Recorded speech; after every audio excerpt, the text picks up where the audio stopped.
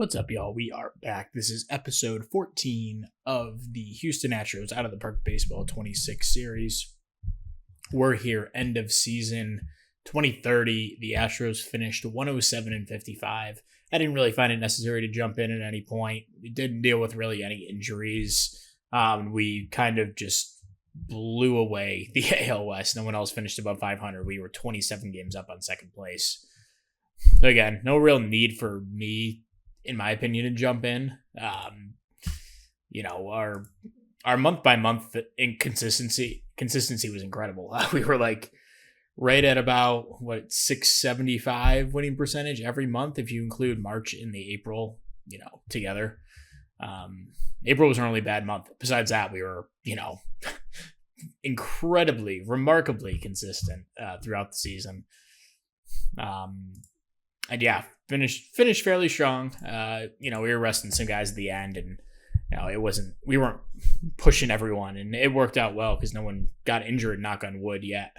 Let's go through kind of player performances here. We'll start with the offense because there's a lot of good that happened. So Rainer Arias, man, he went off in the second half. He was good in the first half, but second half, finishes with 6.2 WAR. His August and September, a one above 200 WRC plus in those 2 months. Dude was just insane. Put the team on his back. I guess not, because other guys played really well too. But he was awesome, man. A good, really nice bounce back year. Last year was really good. But he got more back to like the 2028 levels of good last year. So awesome stuff out of him. Also played 154 games, which is excellent. I guess we'll go to Pedro Beltran next, man, because, we jumped in. He was struggling a little bit up in the majors. He was, or maybe he wasn't struggling at any point. I don't know. He was doing pretty well, but he wasn't doing amazing. And then, he just turned it on, had a crazy good second half. Finishes with 17 home runs in 78 games. He's not really a power guy. That was never really in his profile. He was always going to be just a really well-rounded player. And that totally played out this year, man. 17.2% strikeout rate, walk rate above 10%.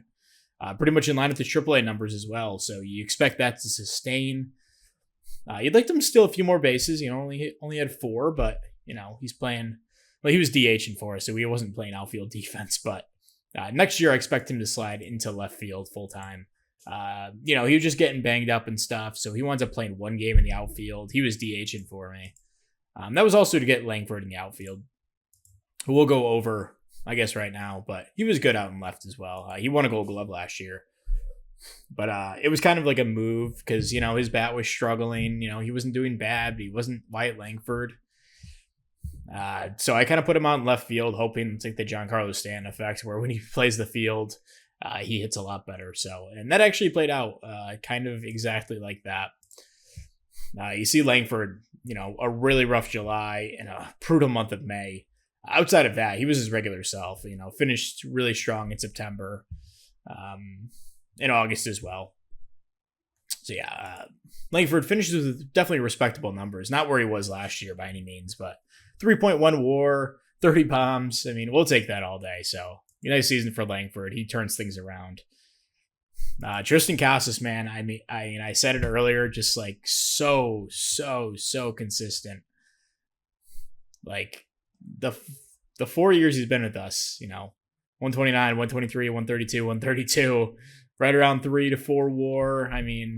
Just the model of consistency. And I'm gonna miss him after we inevitably lose him this offseason, which we definitely will. It was great having him on the team for 4 years, and I am definitely gonna miss him. Even though as a Yankees fan, I like Casas anyway, but Yankees fan, I probably shouldn't like him. And Jackson Merrill, really good year. Better defense than last year. The bat was about the same. A few less home runs, but all that stuff is just round, like margin of error stuff. Like that's 5 home runs is nothing to be ashamed of. But in the outfield, man, 14.7 zone rating. we improved in the offseason. He goes from a 6.7 guy, pretty consistently between 5 and 6, got up to 7, doubled that, 14.7, like elite center field numbers, and winds up putting up 7 WAR. I mean, what a season from Jackson Merrill. Love that we were able to improve his defense because that's game changing for us, having a terrific defensive center fielder who can also hit like, a top 15 player in the league. Incredibly valuable player. He had a great season. And then the surprise of all surprises was definitely Drew Romo this year, man. 20 home runs, like that came out of nowhere. I mean, he in the majors, he never hit more than 13. And that season he had a 83 WRC plus. This year somehow hits 20 after hitting 6 last season. A 115 WRC plus, 4.8 WAR. I mean, just a remarkable season from Drew Romo. And he didn't do it with any crazy BABIP luck. Like 291 is pretty much around his his career average, from what I can tell. He hovers between 280 and 320, I guess, for most years. So pretty average BABIP stuff, but the bat crazy this year. The defense good as always with the framing. Great season from Romo. Aaron Estrada, really nice season from him, stepping in as pretty much our everyday second baseman. The defense, he's not as good second baseman, but when you're putting up a 10% above the average WRC plus, 1.2 WAR, it's not amazing, but as your weakest link in your lineup, I mean, not even our weak. I guess he's not our weakest link, but he's one of our weakest links. You will take that all day. I guess WAR-wise, he was the worst player, but no problem with that. And then Starlin Caba, man, what a season. He, like Romo, kind of just broke out with I guess he hit 9 homers last year, but he only had 30 extra base hits. He hits 44 this year, a 110 WRC plus with his usually outstanding defensive shortstop. Extrapolate that out, to the full season, it's 4.9 WAR, a 5-win player. Starlin Caba, I didn't think he had that in him, but he totally does. And luckily his hitting stuff came up a little bit too. Strikeouts came down. The BABIP was up a little bit from last year. But even in line with that, his second full season, it was just about where that was. And just a great season from him. And then Zach Neto, kind of our hero of the first half and then our biggest loser of the second half. You see his first half numbers. Yeah, March here, 335, 137, 114. Really good first half. And then June hit, 90, 72, 85, 97. Did come back in September.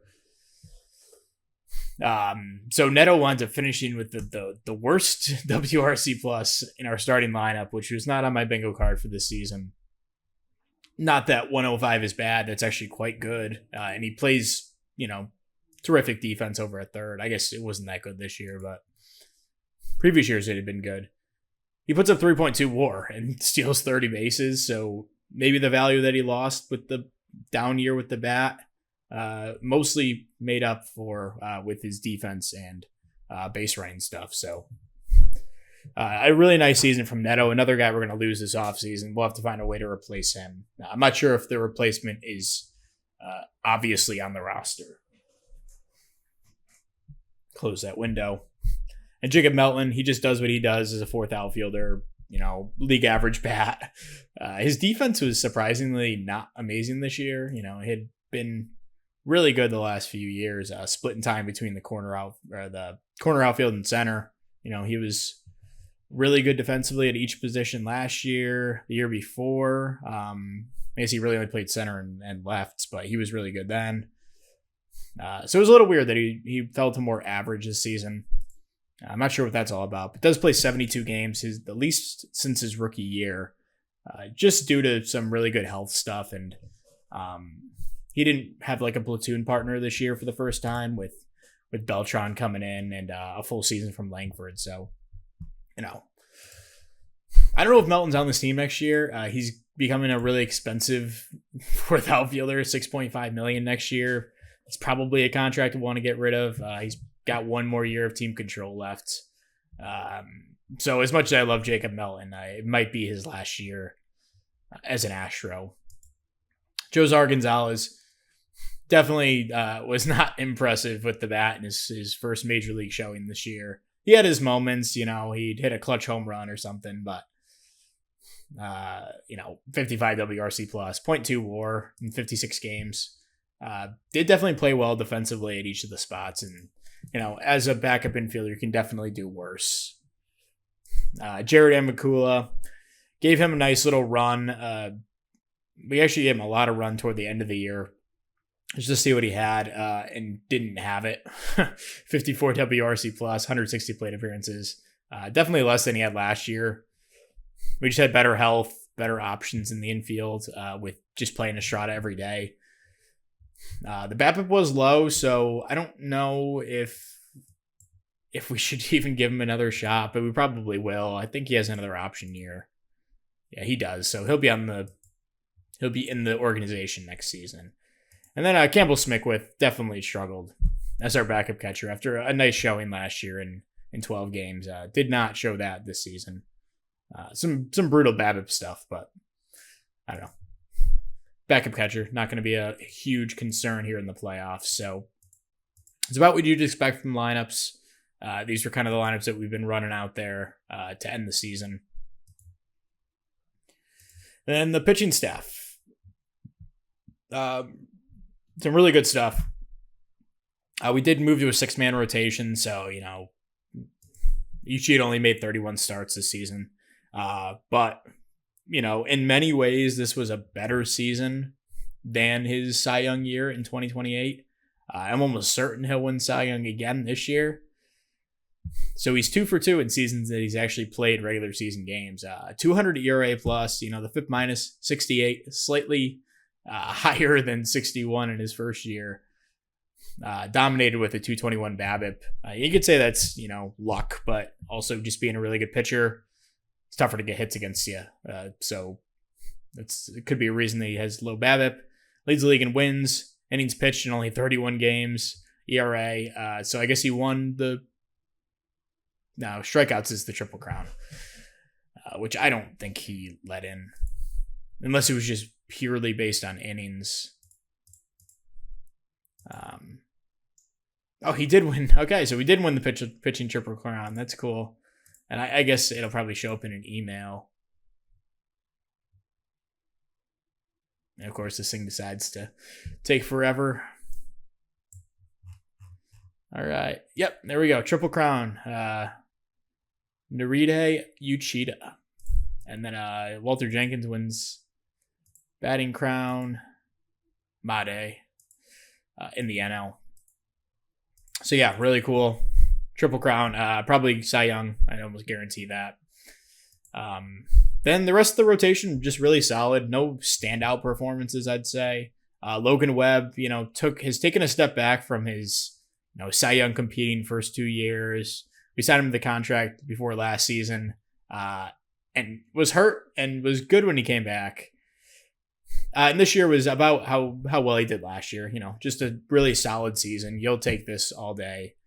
Maybe not from a guy making $33 million, but there's a bunch of opportunities for him to opt out if he has a good year. So, yeah, a nice season from Webb. We'll take it, and definitely not an albatross of a contract yet.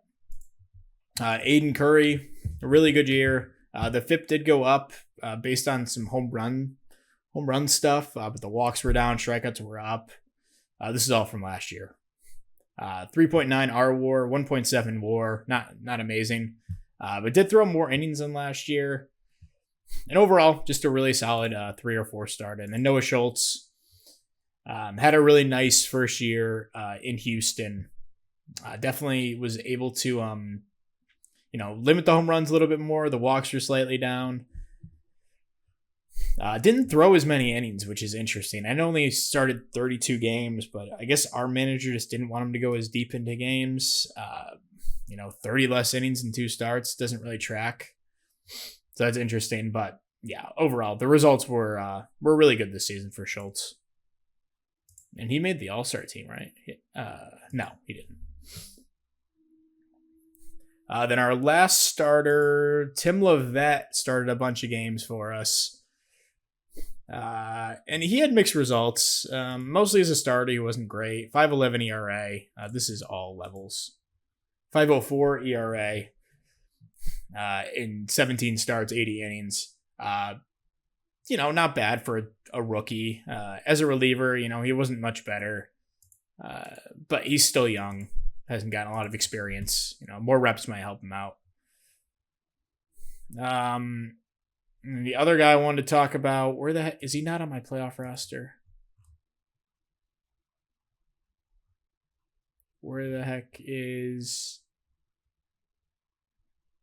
He's not hurt, right? What the heck?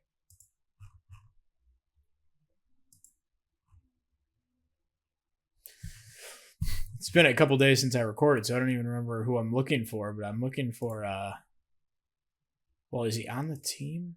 It's not Macarola. It's the younger guy. Is he on the freaking, minor league IL?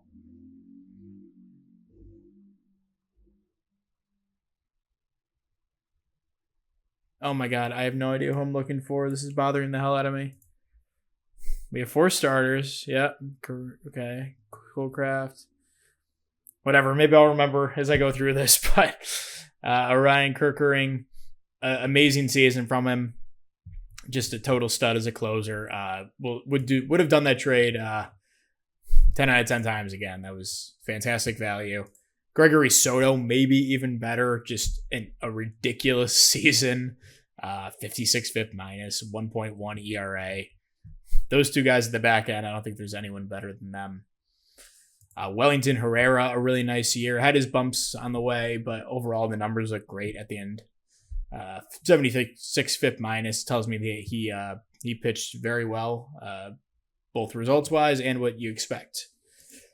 And then Cruz Schoolcraft, man. I was kind of doubting him at the beginning of the year, but winds up turning in a fantastic second half as a Rule 5 pick.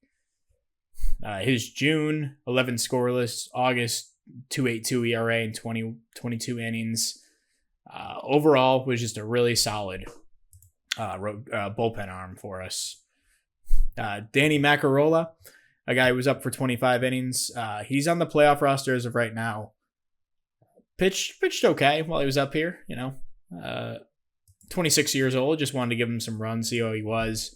Mackenzie Gore, who we got at the deadline, pitched really, really well. Did fall apart in the last 3 games or so, but before that, he was balling. He's definitely on the playoff roster here. Dylan Floro winds up turning in one of his classic, just really solid season for us.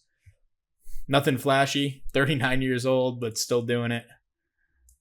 Michael Otanez, the other guy we got in the Kerkering trade, just walked a few too many guys. The home runs were a bit of an issue. Overall, as a middle relief guy, definitely could do worse than Otanez did.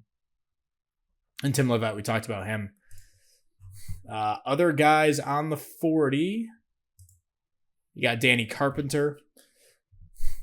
He came up for 12 innings and pitched, he gave up a lot of home runs, just too small of a sample size to really tell. Jason DeCaro didn't really pitch up in the majors. He'll probably get DFA'd this offseason. Jeff Huffins came up at the end of the year as a hitter and actually played really damn well.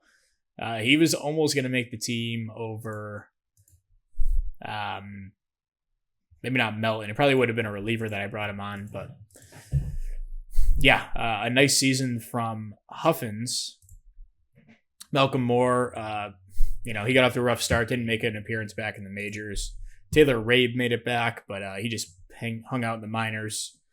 Herman Ramirez was never up back with the team, although did play well in AAA, so could be a trade guy this offseason.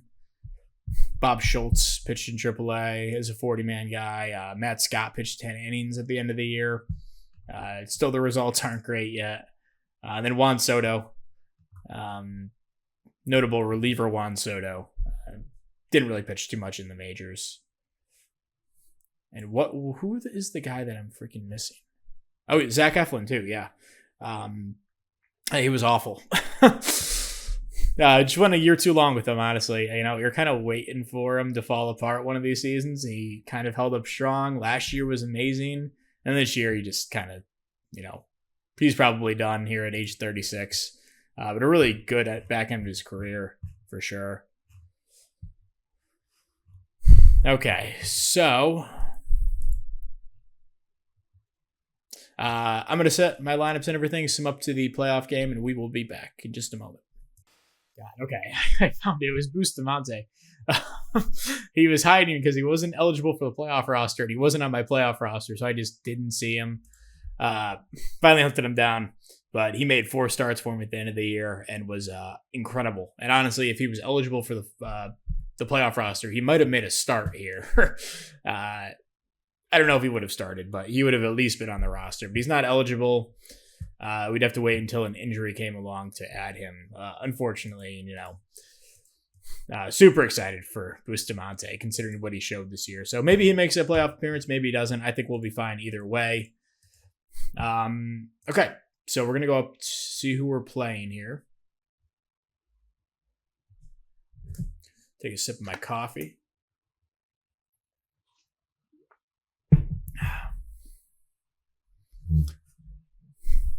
I didn't know Manny Machado was still playing in this. I thought he was done.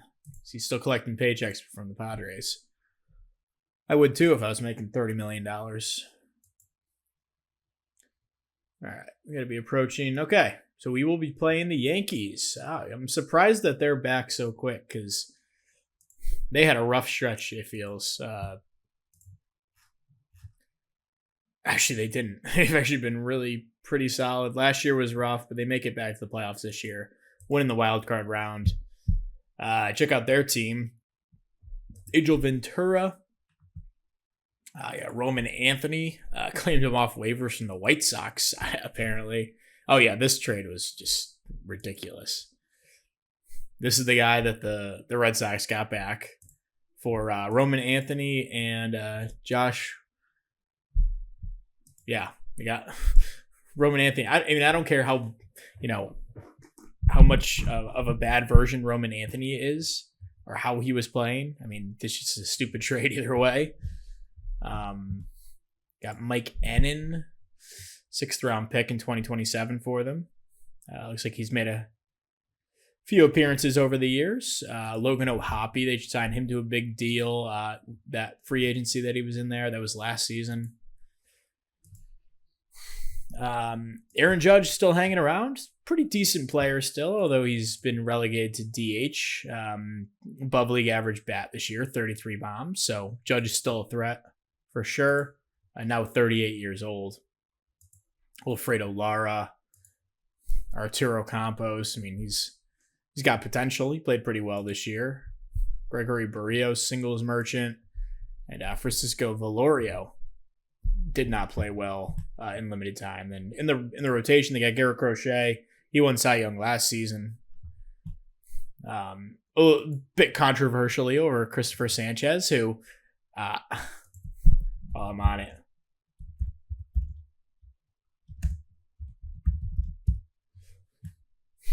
Okay. Sanchez. I'm sure a million results will come up, but there we go.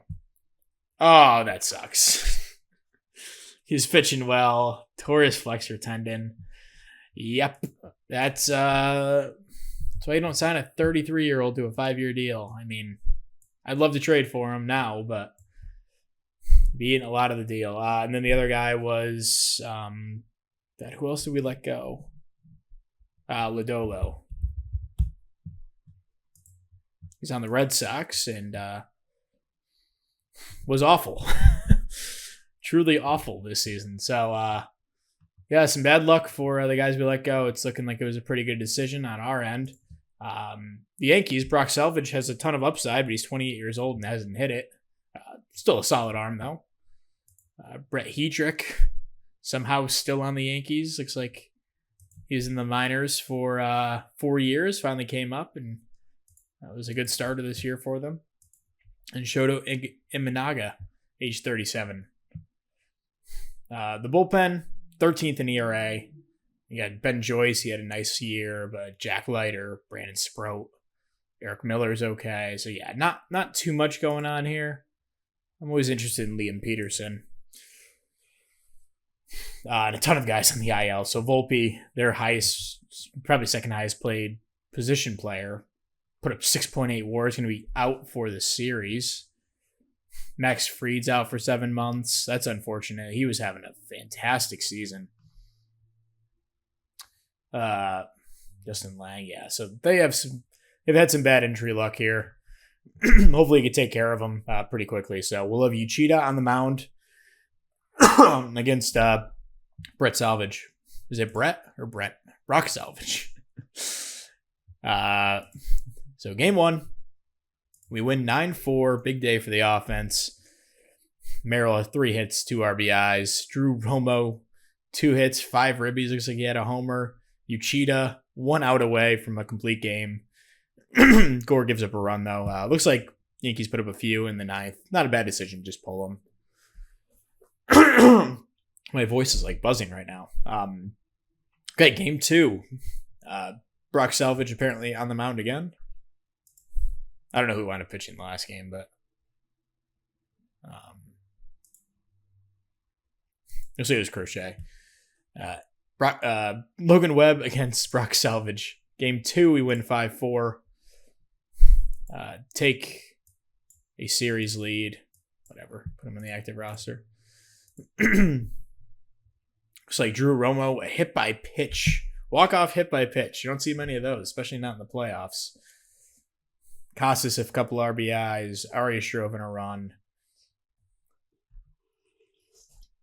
Logan Webb, a really quality start. It's like Soto gave up a couple runs. It's probably as many runs as he gave up all year. But Lovett and Kerkering do a good job out of the pen. So we have an off day. We'll face Imanaga. And he'll go against Aiden Curry. It may not be a bad idea to look at the matchup here. So they're pretty righty heavy, so I'm going to start a righty. But if they had a lot of lefties, I might have started Schultz here. So Imanaga, Aiden Curry, game 3, looking for the sweep of the Yankees here. And we do 2-1, so we don't really take care of business like I thought we might. But Drew Romo, the hero in 2 games in a row, a run scoring double, a little bit more work put into that one. Arias drove in the other run, a homer in this one. And Drew Romo, series MVP. That is fantastic. Drove in 7 runs in the series. Curry, a really good start. Tonez and Kerkering do a good job out of the pen. So now we'll have a few days off. And now we should be able to reset our rotation. And we'll be playing Boston. Look at that.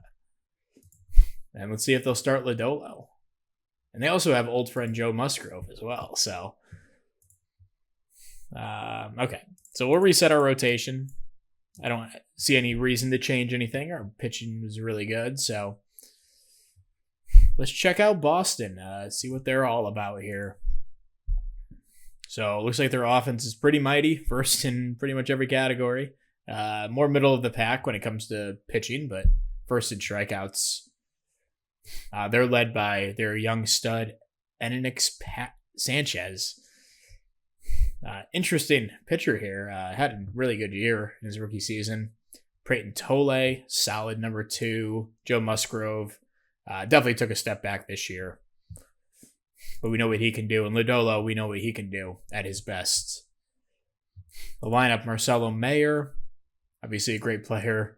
Agustin Ramirez, they got him from Miami. Jordan Sanchez looks like a total beast. Wilyer Abreu still doing really well at age 31. Zidane Rafaela, their second baseman now. Rafi's still here. Not really the Rafael Devers season you're used to. Tyler O'Neill, I know he got signed to a big deal a couple of years back, but has paid dividends the last few seasons. Actually, the whole contract has been really good. And then Antonio Anderson and Jan Cruz is a really good defensive catcher.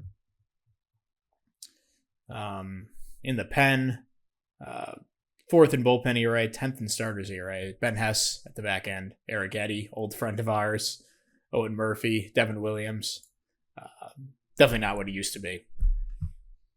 But was really good in Boston for half a season, so that's something to monitor. Yeah, so they were a 98 win team somehow with that. I guess the offense kind of carried, but we will hope our pitching can come through like it has all year. Best pitching against best offense. Uchida on the mound against Sanchez. Game 1 in Houston. And we win 6-2.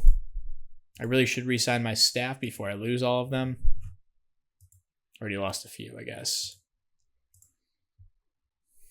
All right, yeah. Anyone else? Doesn't look like we're good. I'll sign a new pitching coach, I guess.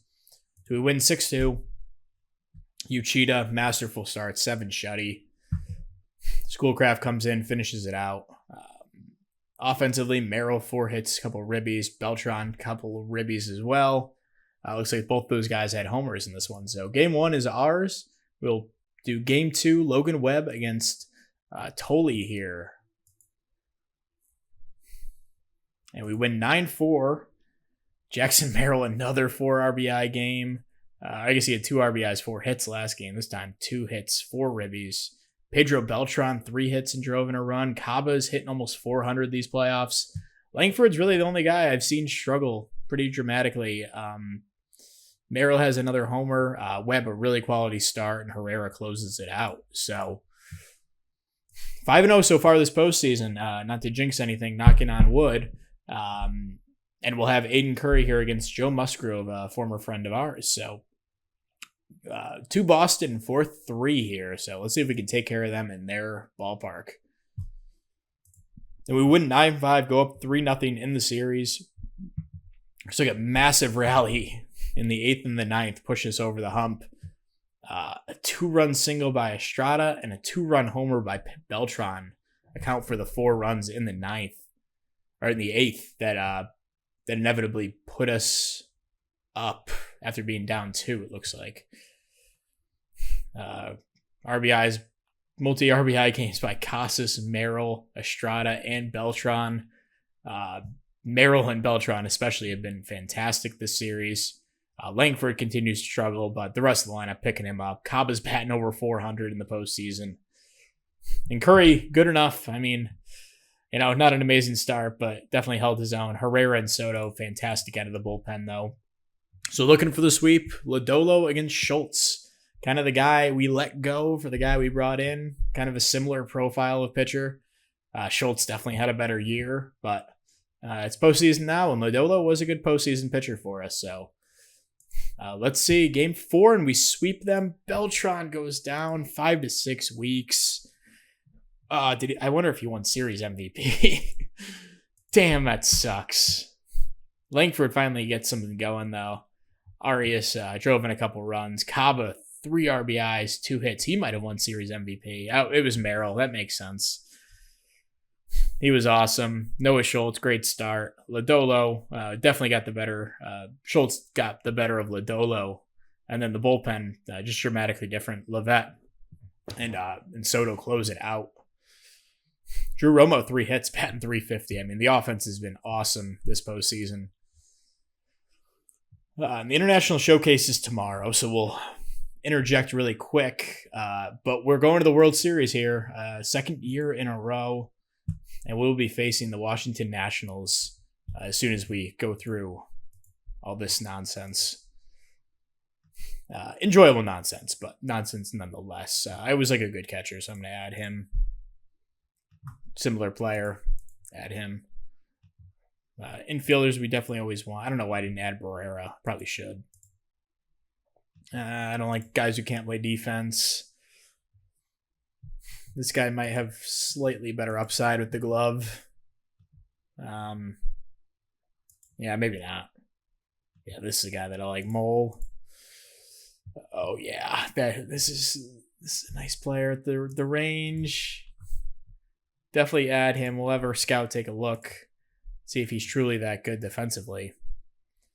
Luis Bonilla looks pretty nice too. John Castillo, well-rounded player. And I'll probably just wind up signing one of these guys, but you never know. Carlos Gonzalez looks pretty good. He's fragile, though. Yeah.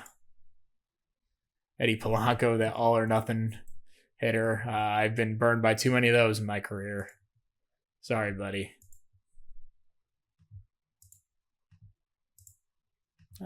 Sure. If we have another spot, we'll add the catcher. This guy's not bad either. I think that's probably all we have for spots, right? Yeah, okay. We'll run this practice, keep those guys out there, see how they do. Okay, so we're able to reset our rotation. It would have been Uchida anyway, but we will be facing the Washington Nationals here. World Series 2030. And definitely the National League version of us. Really well-rounded offensively and pitching-wise. Second in runs scored, third in runs against. Abrams at the top, Vladdy Guerrero. First year in Washington, he's a fine player these days, not amazing, but James Wood is just, he's been a total stud to save. Although, as I think I mentioned the last time we looked at him, hasn't broken out in a crazy way. He dealt with this injury-plagued season here. I don't know why this view is up. He was injured that year, but hasn't put up a 5-WAR year. I guess this year was insane. He's only 27. Before that, he wasn't doing amazing, but this year, Wood has been great. Totally a guy, we're not going to get our hands on him. Can't get everyone. Got Brent Rooker. Looks like they brought him in from the Athletics. Hasn't played too much. He could be an X-Factor player for them. How has he done this postseason? Yeah, not amazing. Robert Hassel. Bernal, he's a nice player. Randall Diaz, good defender. Brett Doyle, not much of a bat at all. And Alonso Torres, a nice defender, but the offense, I'll be honest, doesn't really scare me. Ronnie Mauricio is hurt. I mean, he was not really much. I don't know how this team was second in runs scored. That is crazy. I guess James Wood, Vladdy Guerrero, and CJ Abrams is enough, but I don't know. Anyway, Dariel Murillo had a great season. Honestly, could probably push Uchida if Uchida wasn't crazy for the Cy Young. You got this guy, Yip. Really solid middle of the rotation guy. Not going to blow you away, though. Fuentes, another mid-rotation arm. Jake Bennett, decent season, but doesn't really scare me. Third in starters ERA. Henches in the back end. Romano, Basso. None of these relievers really scare me either. So, maybe I'll eat my words, but I don't know. I think we definitely stand a good chance in this series. And Beltran, I got to take him off the roster, actually. He won't be back, unfortunately. But that's just how it goes. So we have a couple options. I think I'm going to go Huffins, though. He played really well. This isn't even the playoff roster. Let's go to the screen. Or Coslet. Coslet also played well. I forgot to mention him in the freaking beginning of this video. He wasn't as good as Huffins at the end of the year, but he played okay. But I think I prefer Huffins. We're also down another player for whatever reason. No, we've been playing with the man down this whole postseason. That's so embarrassing. Hey, could add Bustamante now that we put what's his name? Beltran on the IL. That's cool. So we'll probably go. Let's go Langford. Then we could have Melton starting left. Huffins can back up the corners if we need him. And then against lefties, we'll put Huffins at DH because he's just not a good defender. We'll leave Langford in left and keep everything else the same. So that's fine with me. Bustamante, excited to get him in here, man. That'll be sweet. Get him in a high leverage role, or maybe. We'll see how my manager wants to use him. Oh yeah, 13 pitchers. Okay, so game 1, Washington, Murillo against Uchida. We will be in Houston. We lose our first playoff game, 3-1. Game 1 of the World Series. Uchida, a good start, but not much offensively against Murillo. Gore did pitch well out of the pen for what it's worth. So we got Logan Webb here, game 2. You don't want to lose a game that Uchida pitches. It's really tough. So Yip against Webb, game 2, we win 11-6. Offense bounces back in a big way. Drew Romo, what a playoff for him, batting near 400. Looks like a home run for Neto, Arias, and Romo in this game. Arias drove in 4 runs. He's low-key been heating up, it seems. Webb, good enough start when your offense puts up 11 runs. Bustamante looks like he got kind of beat up in his first game, but Kirkering comes in and closes it out.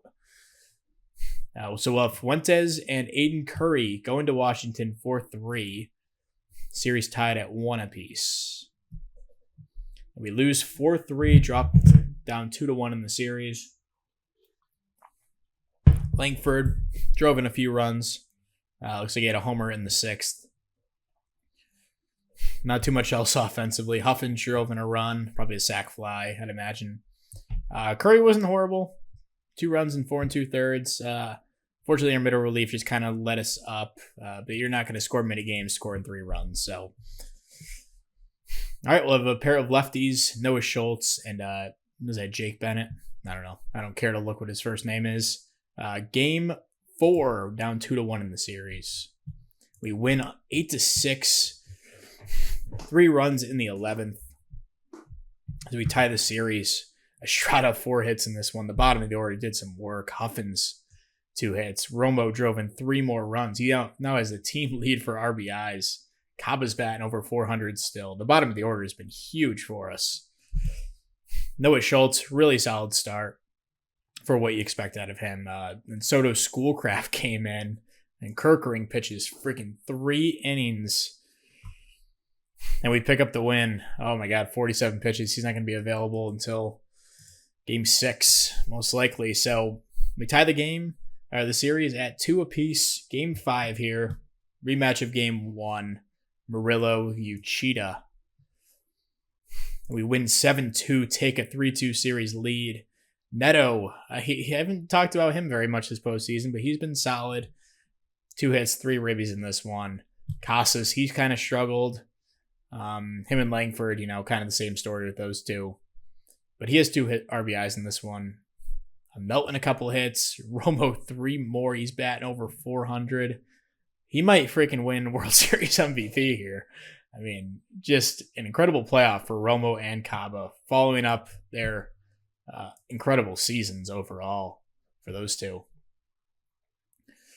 All right, so we got game 6 back home in Houston. Logan Webb and what's this guy's first name? Tajo Yip. And looking for back-to-back World Series. Logan Webb.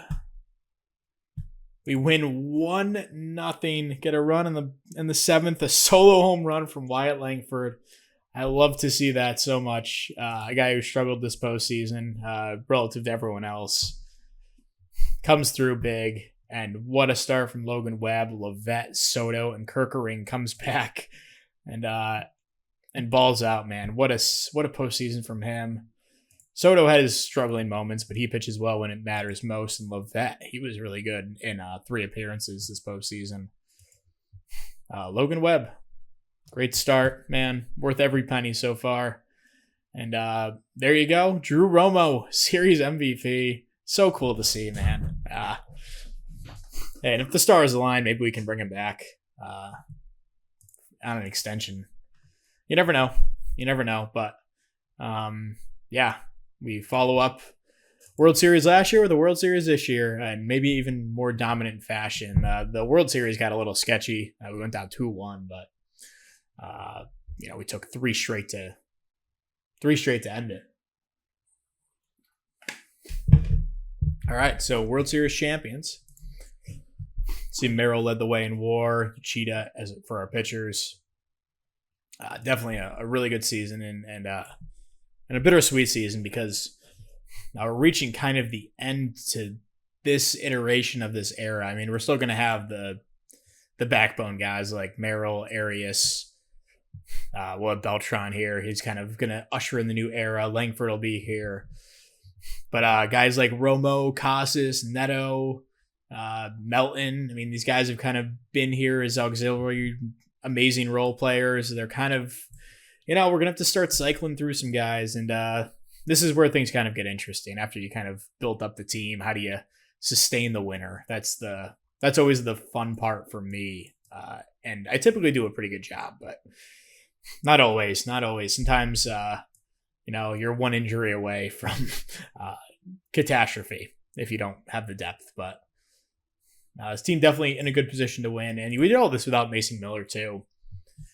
And we gave $20 million, too. Fortunately, it didn't really work out. But, yeah, great team. Zach Eflin gets his ring, even though his third ring, so he won in 2025. Gets his second ring, even though he didn't contribute, but he deserves it. He was a trooper for us this year, even though he's kind of sucked. And I always love Zach Eflin. So, yeah, fun team, fun season.